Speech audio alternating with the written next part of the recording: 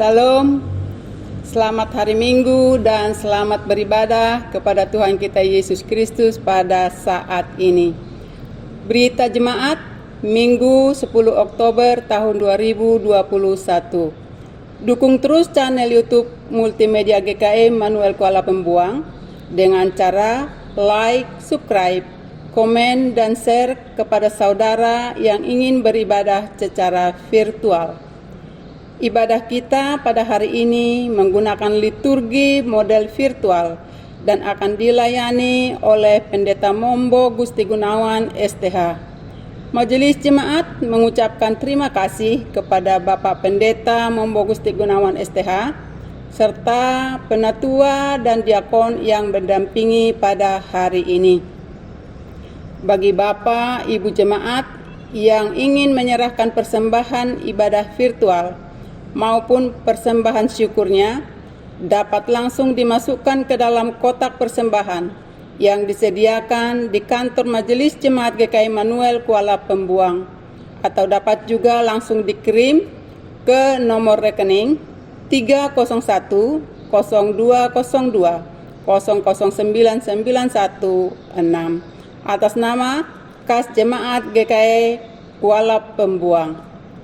Majelis Jemaat juga menyampaikan ucapan selamat ulang tahun kelahiran maupun ulang tahun pernikahan bagi Bapak Ibu Jemaat yang merayakannya pada minggu ini.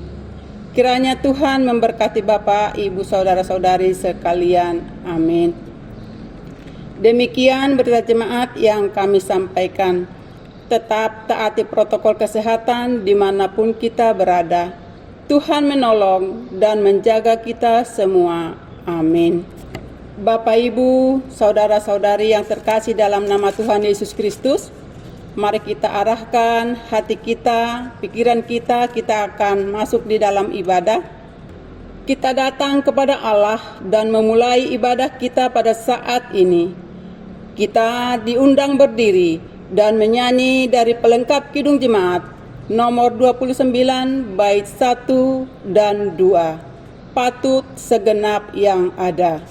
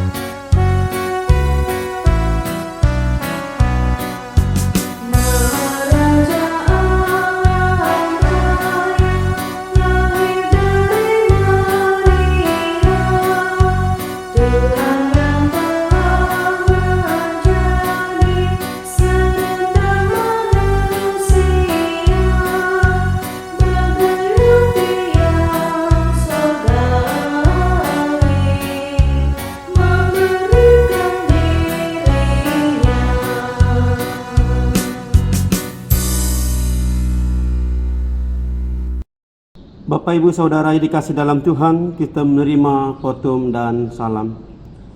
Pertolongan kita adalah dalam nama Tuhan yang menjadikan langit dan bumi, yang tetap setia untuk selama-lamanya dan tidak pernah meninggalkan perbuatan tangannya.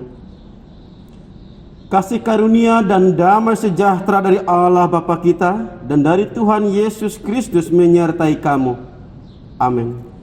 Silahkan untuk duduk kembali.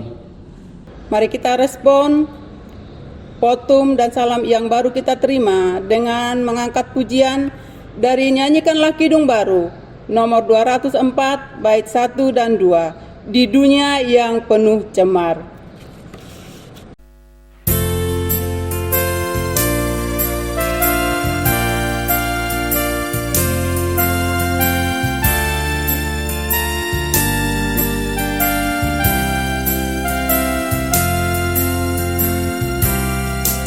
Di dunia yang penuh celah antara sesamamu,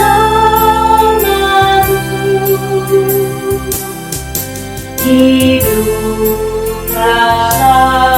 lena benar, nyatakan Yesus dalammu, nyatakan Yesus dalammu, nyatakan Yesus dalammu. Sampaikan firman dengan hati teguh, nyatakan Yesus dalammu.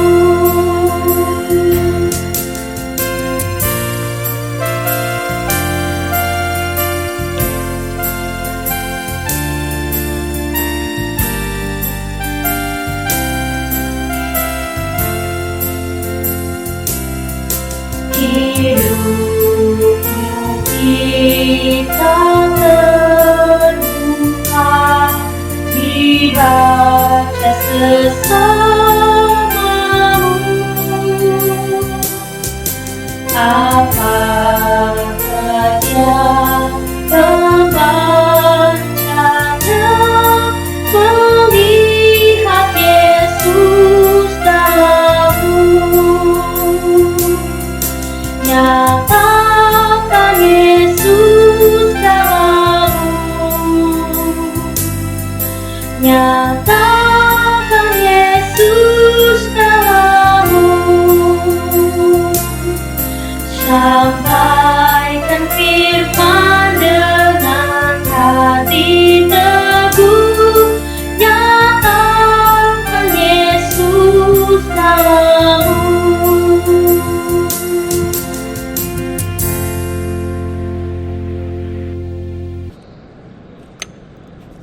Bapak, Ibu, Saudara-saudari, mari kita mengaku dosa kita di hadapan Tuhan dan menaikkan ucapan syukur kita. Kita berdoa. Kembali kami datang kepadamu ya Tuhan pada saat ini. Bersyukur, berterima kasih atas karya Tuhan yang boleh kami rasakan, kami terima di sepanjang kehidupan kami. Hari demi hari terus Tuhan pelihara kami, lindungi kami. Bahkan Tuhan telah mengaruniakan kesehatan, kekuatan, sehingga kami boleh melakukan setiap tugas dalam aktivitas kami masing-masing Tuhan. Tuhan, kami sadar, kami ini adalah manusia yang sering menyakiti hati Tuhan. Sering kami melakukan dosa dan kesalahan. Oleh sebab itu ya Bapa, pada saat ini kami mohon kepadamu, ampuni kami dari setiap dosa dan kesalahan kami, agar sungguh kami boleh layak di tengah-tengah ibadah kami pada saat ini, dan kami boleh merasakan hadirat Tuhan, jamahan Tuhan di tengah ibadah kami ini Bapa. Terima kasih Bapa, kami juga bersyukur atas setiap berkat yang boleh Tuhan curahkan dalam hidup kami. Begitu banyak hal yang sangat luar biasa Tuhan nyatakan dalam hidup kami. Biarlah Engkau terus beracara dalam kehidupan kami Bapa, maupun kehidupan keluarga, maupun kehidupan pribadi kami masing-masing. Terima kasih Tuhan Yesus, ibadah kami pada saat ini kami mau taruhkan dan serahkan hanya di dalam nama Yesus Kristus menjadi Tuhan dan Juru Selamat kami. Amin. Bapak, Ibu, Saudara-saudariku, marilah kita mendengar firman Allah yang tertulis dalam Ayub pasal 23 ayat 1 hingga yang 9. Dengan perikop, Ayub ingin membela diri di hadapan Allah. Tetapi Ayub menjawab, "Sekarang ini keluh kesahku menjadi pemberontakan. Tangannya menekan aku sehingga aku mengadu. Semoga aku tahu mendapatkan dia dan boleh datang ke tempat ia bersemayam. Maka akan kupaparkan perkaraku di hadapannya, dan kupenuhi mulutku dengan kata-kata pembelaan. Maka aku akan mengetahui jawaban-jawaban yang diberikannya kepadaku, dan aku akan mengerti apa yang difirmankannya kepadaku. Sudikah ia mengadakan perkara dengan aku dalam kemahakuasaannya? Tidak, ia akan menaruh perhatian kepadaku. Orang jujurlah yang akan membela diri di hadapannya, dan aku akan bebas dari hakimku untuk selama-lamanya. Sesungguhnya, kalau aku berjalan ke timur, ia tidak di sana, atau ke barat, tidak kudapati dia. Di utara ku cari dia, ia tidak tampak. Aku berpaling ke selatan, aku tidak melihat dia. Hendaklah perkataan Kristus diam dengan segala kekayaannya di antara kamu. Amin.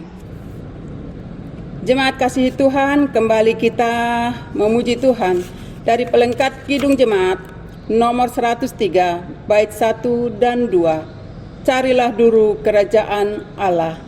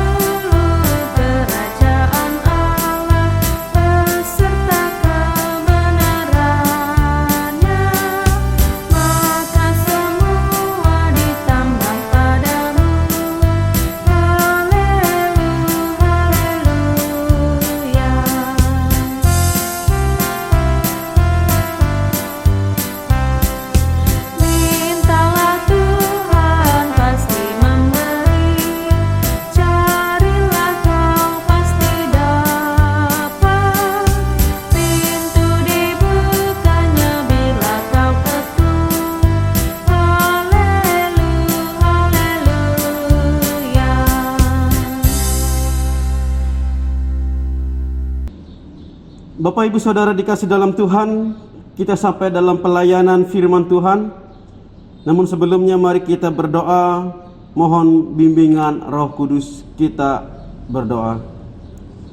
Allah Bapa yang ada di sorga, saat ini kami datang ke hadirat-Mu ya Tuhan. Dalam ibadah virtual ini kami mau mendengarkan bagian dari firman-Mu dalam ibadah minggu ini. Biarlah berkat Tuhan, kuasa Tuhan dan Roh Kudus-Mu hadir di tengah-tengah hidup kami Tuhan, menguasai hati dan pikiran kami, sehingga hati dan pikiran kami tertuju kepada kuasa firman Tuhan, sehingga firman-Mu boleh kami renungkan, kami pahami, sehingga kami boleh melaksanakan dalam kehidupan kami hari lepas hari.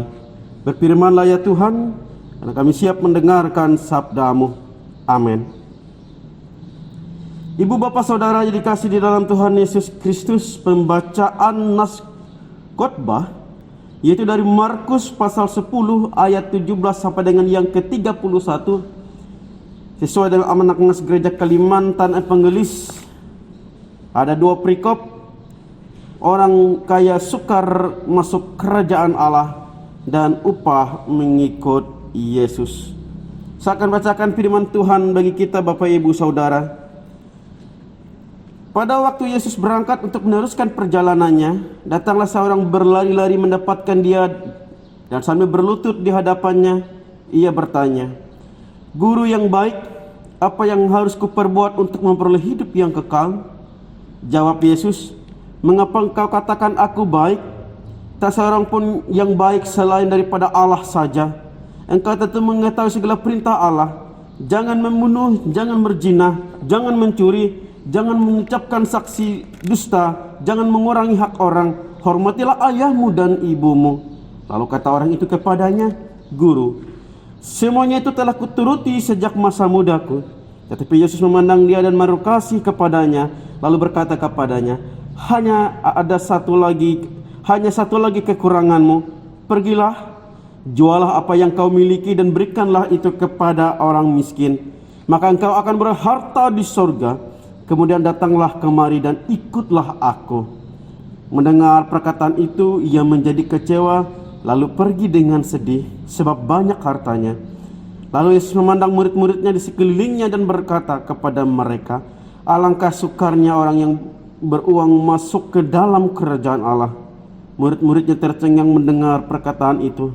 Tetapi Yesus menyambung lagi, "Anak-anakku, alangkah sukarnya masuk ke dalam kerajaan Allah. Lebih mudah seekor unta melewati lubang jarum daripada seorang kaya masuk ke dalam kerajaan Allah."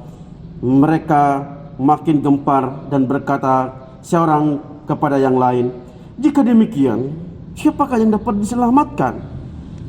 Yesus memandang mereka dan berkata, "Bagi manusia hal itu tidak mungkin, tetapi bukan demikian bagi Allah, sebab segala sesuatu adalah mungkin bagi Allah." Ayat yang ke-28, berkatalah Petrus kepadanya, "Kami ini telah meninggalkan segala sesuatu dan mengikuti Engkau." Jawab Yesus, "Aku berkata kepadamu, sesungguhnya setiap orang yang karena aku dan karena Injil meninggalkan rumahnya, saudaranya laki-laki atau saudaranya perempuan, ibunya atau bapaknya, anak-anaknya atau ladangnya, orang itu sekarang pada masa ini juga akan menerima kembali 100 kali lipat rumah, saudaranya laki-laki, saudaranya perempuan, ibu, anak dan ladang, sekalipun disertai berbagai penganiayaan. Dan pada zaman yang akan datang ia akan menerima hidup yang kekal. Tetapi banyak orang yang terdahulu akan menjadi yang terakhir, dan yang terakhir akan menjadi yang terdahulu." Amin untuk pembacaan firman Tuhan. Salam Bapak Ibu Saudara yang dikasihi di dalam Tuhan Yesus Kristus. Jika tadi kita telah bersama-sama mendengarkan firman Tuhan, membacanya bersama-sama tentang bagaimana orang kaya yang sulit masuk kerajaan Allah. Bapak Ibu Saudara yang dikasihi di dalam Tuhan, kita tahu bahwa ternyata di balik orang-orang miskin ada suatu rahasia. Mengapa mereka disebut sebagai orang yang berbahagia? Kalau kita melihat Matius pasal 5 ayat 3, kemudian Lukas pasal 6 sampai yang ke-20. Lukas pasal 6 ayat yang ke-20. Mengapa orang kaya tidak mendapat keistimewaan itu? Bahkan seorang yang kaya ingin mengikut Yesus pun dimintanya membagi seluruh kekayaannya kepada orang miskin. Yang berarti bahwa ia tidak berharta lagi, baru boleh mengikuti Tuhan Yesus. Padahal kehidupan rohaninya nyata-nyata lebih bagus dari kebanyakan kita. Kalau kita baca ayat yang Markus pasal 10 ayat 17 sampai dengan yang ke-27 tadi. Ini tidak bermaksud sinis terhadap kekayaan dan kepada orang kaya, Bapak Ibu Saudara. Kitab Amsal pun mengatakan, "Jauhkanlah daripadaku kecurangan dan kebohongan, jangan berikan kepadaku kemiskinan atau kekayaan. Biarkanlah aku menikmati makanan menjadi bagianku." Dalam Amsal pasal 30 ayat 8. Sebab si miskin pun ada kemungkinan mencuri dan mencemarkan nama Allah. Di dalam teks itu dituturnya kemudian. Bapak Ibu Saudara yang dikasihi di dalam Tuhan Yesus Kristus, kita tahu bahwa orang Yahudi pada zaman Tuhan Yesus, ia menganggap bahwa diri mereka layak untuk masuk kerajaan sorga. Ini sebagai informasi saja, keterangan bagi kita Bapak Ibu Saudara. Kenapa? Karena mereka adalah keturunan Abraham, dan yang kedua mereka menjalankan hukum Taurat. Sehingga dengan demikian Bapak Ibu Saudara, mereka memiliki pemahaman bahwa mereka layak untuk itu. Jika kita melihat teks kita bahwa ada seorang yang datang kepada Yesus dan mengkonfirmasikan hal itu kepadanya Bapak Ibu Saudara, bahwa ia sudah melakukan perintah-perintah Tuhan, bahwa ia sejak kecilnya sudah menjalankan perintah Tuhan, bahkan ia datang kepada Yesus dan menjelaskan bahwa ia sudah melaksanakan semuanya itu, yang disebut bahasa Ibraninya adalah bar mitzvah. Yaitu kalau sudah melakukan perintah-perintah Tuhan, orang-orang Yahudi, artinya mereka secara resmi memikul hukum Allah dan menjalankan perintah-perintahnya. Kalau kita Protestan sekarang, zaman sekarang Bapak Ibu, bar mitzvah itu sama artinya dengan kita naik CD. Itu sama artinya. Ia berlari datang kepada Yesus dan berkata, "Guru yang baik, apa yang harus kuperbuat dan memperoleh hidup yang kekal?" Sebelum menjawab pertanyaan ini, Tuhan Yesus mempertanyakan gelar yang ia mendapatkan dan mempertanyakan gelar yang baik itu ketika ia dikatakan sebagai guru yang baik. Lalu ia mengatakan, "Mengapa engkau katakan aku baik? Tak seorang pun yang baik selain daripada Allah saja." Apa maksud dari ucapan Tuhan Yesus itu? Jawabannya, tak seorang pun 100% baik seperti Allah. Tetapi manusia ia dapat dikatakan baik sepanjang mereka memancarkan kebaikan Allah. Tuhan Yesus menjawab orang muda itu, Hanya satu lagi kekuranganmu, pergilah, jualah apa yang kamu miliki dan berikanlah itu kepada orang-orang miskin, maka engkau akan beroleh harta di sorga. Kemudian datanglah kemari dan ikutlah aku. Kalau kita mendapatkan pertanyaan sama dari Tuhan Yesus, bagaimana respon kita Bapak Ibu Saudara? Akankah kita menjual seluruh harta kita lalu mengikuti dia, lalu kita pergi dengan sedih seperti orang itu? Melalui perintah di atas, Tuhan Yesus hendak menunjukkan siapakah yang menjadi prioritas di dalam hidup kita Bapak Ibu Saudara. Apakah kita benar-benar mencari kerajaan Allah, mencari hidup kekal, atau hanya mencari dan mengumpulkan harta yang ada di dalam dunia ini? Mendengar perkataan Tuhan Yesus, orang itu pergi dengan sedih. Pengorbanan itu terlalu besar baginya. Kejadian ini menunjukkan sifat yang radikal dari pemuridan Tuhan Yesus dalam memanggil orang-orang pada saat itu. Kemudian Tuhan Yesus menggunakan kata-kata yang mengejutkan. Alangkah sukarnya masuk ke dalam kerajaan Allah. Lebih mudah seekor unta melewati lubang jarum daripada seorang kaya masuk ke dalam kerajaan Allah. Lubang jarum adalah sebuah pintu kecil di depan pintu gerbang kota Yerusalem Bapak Ibu Saudara. Pintu gerbang utama kota Yerusalem itu dibuka dan ditutup pada jam-jam tertentu. Tapi jika seseorang memasuki kota Yerusalem pada saat pintu gerbang utama tertutup, maka ia harus melewati pintu kecil yang disebut dengan istilah lubang jarum. Pedagang-pedagang biasanya mengangkut barang-barang dagangannya dengan unta, dan ia harus menurunkan dagangannya itu dan semua barangnya itu dari beban unta itu. Lalu dengan sedikit paksa, ia harus menarik unta itu ke dalam. Dengan pernyataan ini, Tuhan Yesus mau mengatakan bahwa ketika kita masuk ke dalam kerajaan Allah, seseorang harus menanggalkan harta miliknya. Seseorang harus menanggalkan harta miliknya lebih dahulu, membuangnya segala pikiran tentang harta, lalu memfokuskan diri dan memasuki kerajaan Allah. Seperti unta yang masuk lubang jarum. Karena kalau dengan barang dagangan itu, dia tidak akan bisa muat dan tidak bisa masuk. Dan manusia saja sulit karena ia harus membungkuk melewati lubang itu Bapak Ibu Saudara, apalagi unta. Maka barang-barang itu harus dilepaskan semua. Begitu juga dengan ketika orang kaya masuk ke dalam kerajaan Allah, atas manusia masuk ke dalam kerajaan Allah. Sehingga mendengar perkataan itu, sang pemuda ini dengan sedih. Pengorbanannya selama ini terlalu besar untuk ia relakan. Ia mengumpulkannya, ia bersusah payah, ia bersikeras, bekerja tanpa lelah siang malam mengumpulkan harta miliknya. Lalu tiba-tiba mendengar perkataan Yesus, betapa sedihnya dia. Bapak Ibu Saudara yang dikasih dalam Tuhan, jadi siapakah yang diselamatkan? Ini menjadi pertanyaan oleh para murid dengan hati yang gentar dan gemetar. Tanya mereka bahwa yang diselamatkan maksudnya adalah sinonim ketika mereka masuk dalam kerajaan Allah dan memperoleh keselamatan. Orang yang telah melaksanakan perintah Allah saja tidak masuk kerajaan Allah. Dengan tekun, dengan taat pun menjadi dihitung ternyata juga masih belum cukup. 12 murid Tuhan Yesus bukanlah orang kaya. Mereka adalah orang-orang yang miskin, sehingga Petrus mewakili yang lain ketika ia berkata, kami meninggalkan segala sesuatu dan mengikuti Engkau.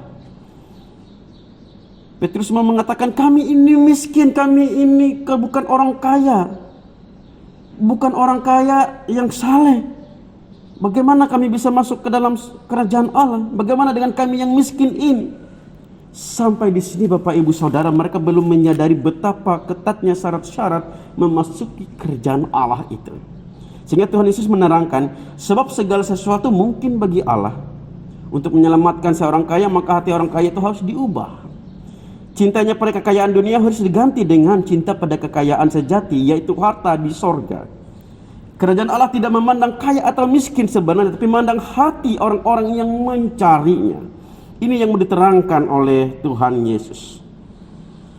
Bapak Ibu Saudara yang dikasih dalam Tuhan, sebagai refleksi bagi kita, mengapa Tuhan Yesus menganggap kekayaan sebagai penghalang bagi seseorang untuk masuk ke dalam kerajaan Allah?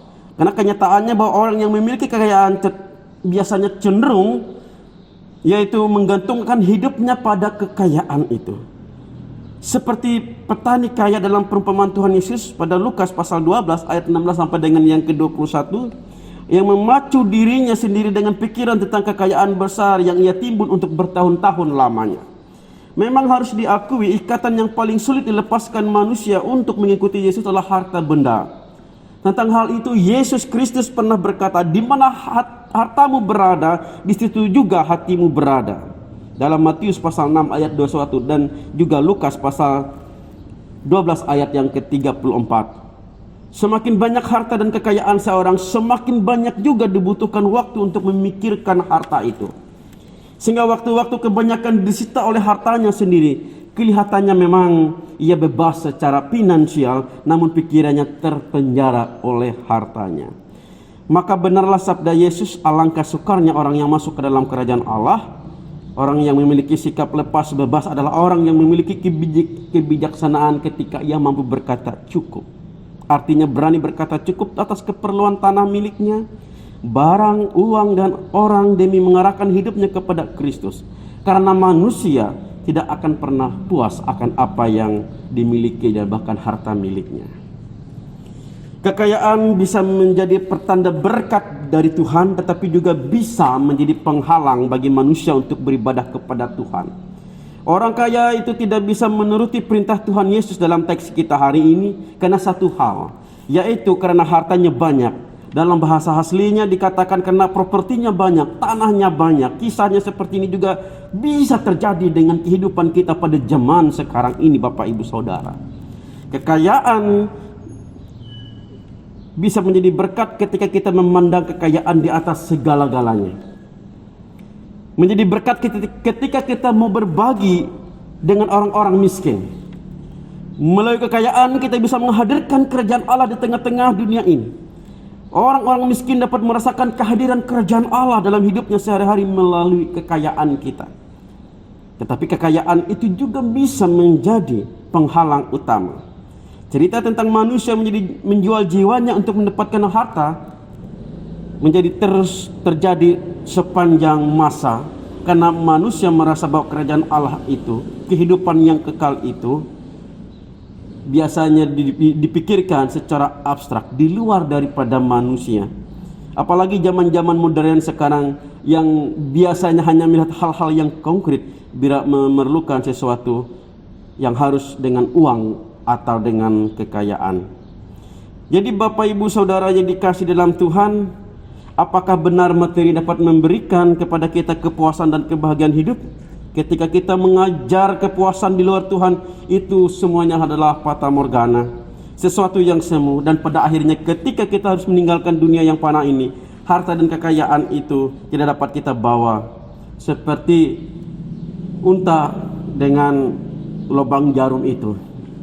Jadi prinsip yang indah yang ditawarkan Tuhan Yesus di sini adalah hal yang sejati adalah bukan berupa benda melainkan berupa hidup yang sejati, yaitu hidup yang kembali kepada Allah, hidup yang didefinisikan oleh Sang Pemberi hidup. Kalau manusia menyimpang dari tujuan semula ketika diciptakan Allah, manusia menjadi rusak sehingga kehilangan maknanya atau nilainya, kehilangan artinya dari tujuannya. Mari kita kembali kepada tujuan hidup yang Allah tetapkan bagi kita, Bapak Ibu Saudara. Jadi pada intinya bahwa Tuhan Yesus tidak melarang orang menjadi kaya dan ia tidak membenci orang yang kaya.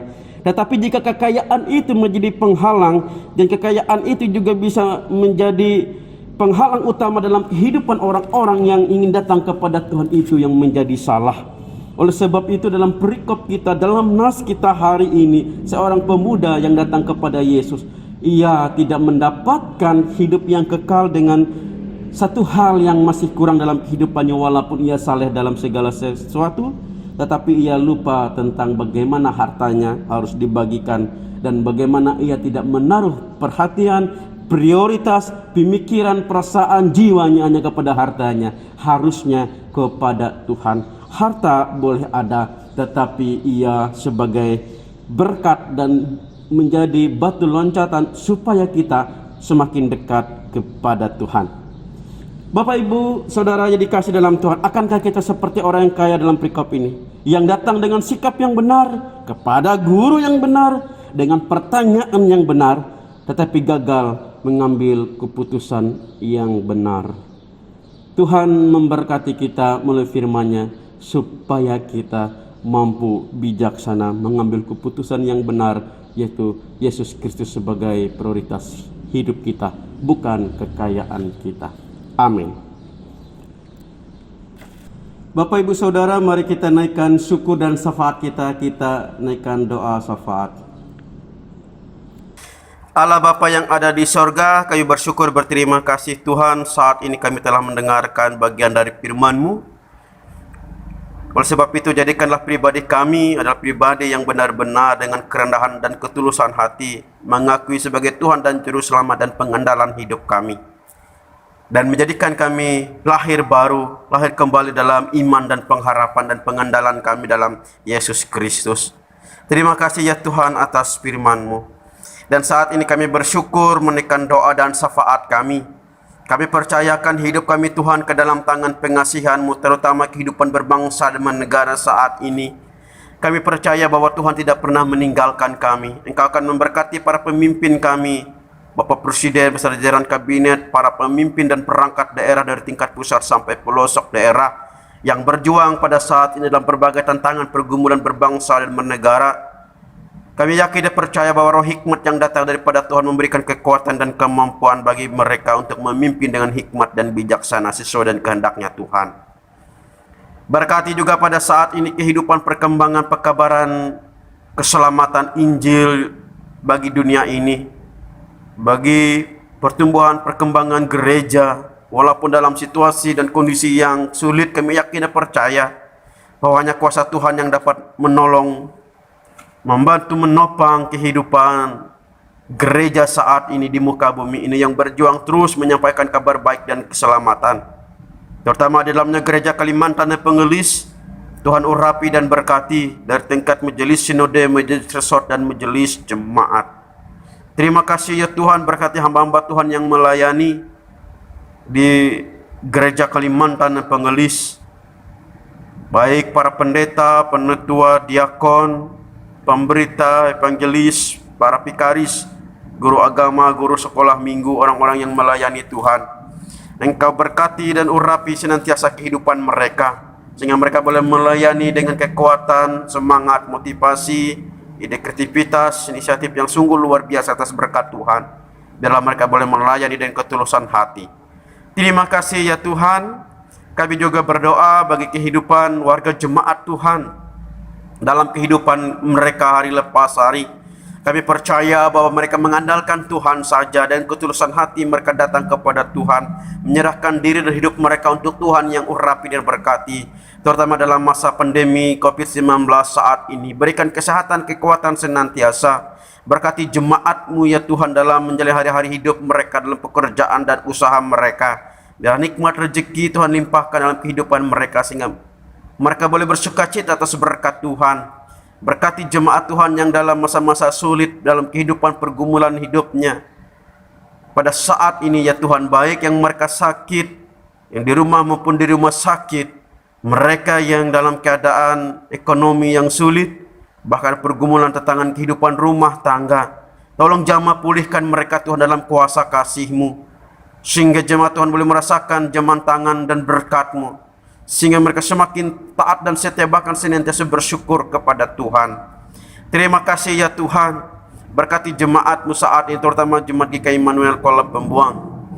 Kami yakin dan percaya hidup kami ada dalam kuasa dan berkat pertolongan Tuhan. Kami yakin dan percaya bahwa Tuhan juga memberikan yang terbaik dalam kehidupan kami. Tuhan memberikan rencana-rancangan yang indah dalam hidup kami, bukan rancangan kecelakaan, tapi berkat dan damai sejahtera. Oleh sebab itu, biarlah kami sebagai jemaat Tuhan senantiasa dituntun dan dipimpin oleh kasih karunia, berkat rezeki, berkat kesehatan dan kekuatan panjang umur. Biarlah kami taat dan setia di hadapan Tuhan dalam menjalani hari-hari hidup kami.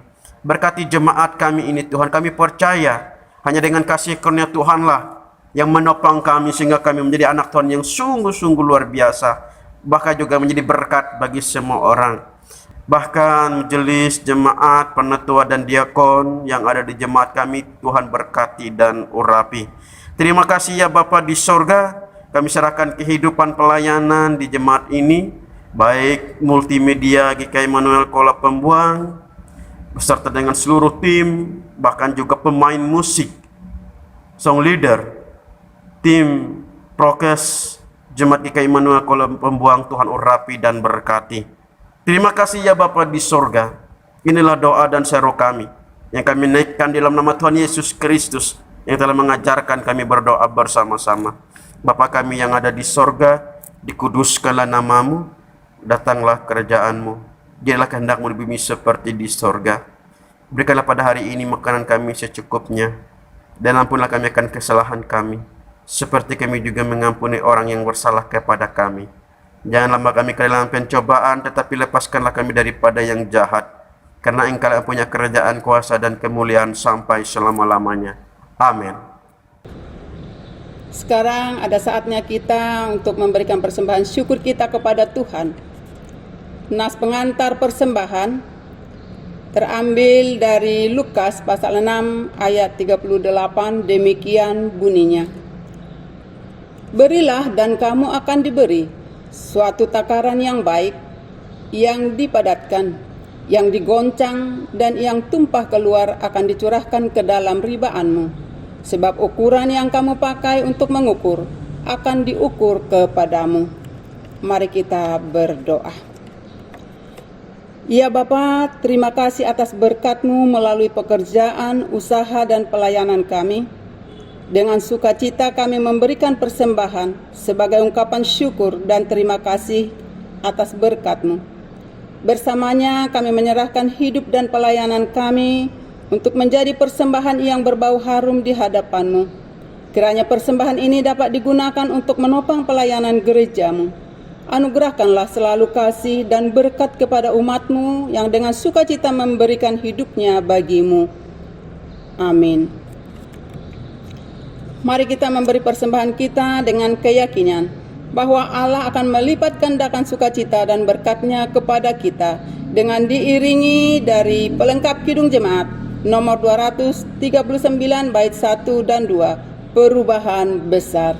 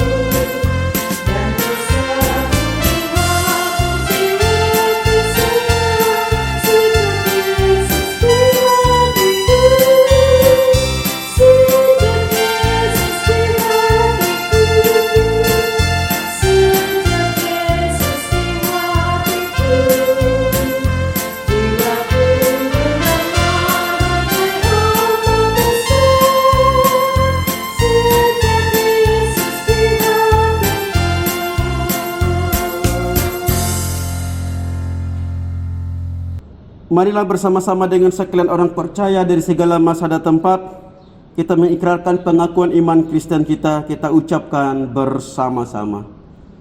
Aku percaya kepada Allah Bapa yang Maha Kuasa, Khalik langit dan bumi, dan kepada Yesus Kristus anaknya yang tunggal Tuhan kita, yang dikandung daripada Roh Kudus, lahir dari anak darah Maria, yang menderita di bawah pemerintahan Pontius Pilatus, disalibkan, mati dan dikuburkan, turun dalam kerajaan maut. Pada hari yang ketiga bangkit pula di antara orang mati, naik ke sorga, duduk di sebelah kanan Allah Bapa yang Maha Kuasa, dan akan datang dari sana untuk menghakimi orang yang hidup dan yang mati. Aku percaya kepada Roh Kudus, gereja yang kudus dan persekutuan orang kudus, pengampunan dosa, kebangkitan daging, dan hidup yang kekal.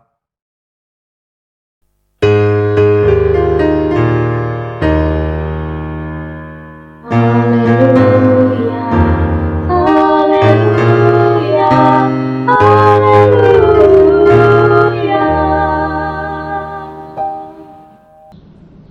Kita akhiri ibadah kita dengan kita menerima berkat Tuhan. Tuhan memberkati engkau dan melindungi engkau. Tuhan menyinari engkau dengan wajahnya dan memberi engkau kasih karunia. Tuhan menghadapkan wajahnya kepadamu dan memberi engkau damai sejahtera. Amin.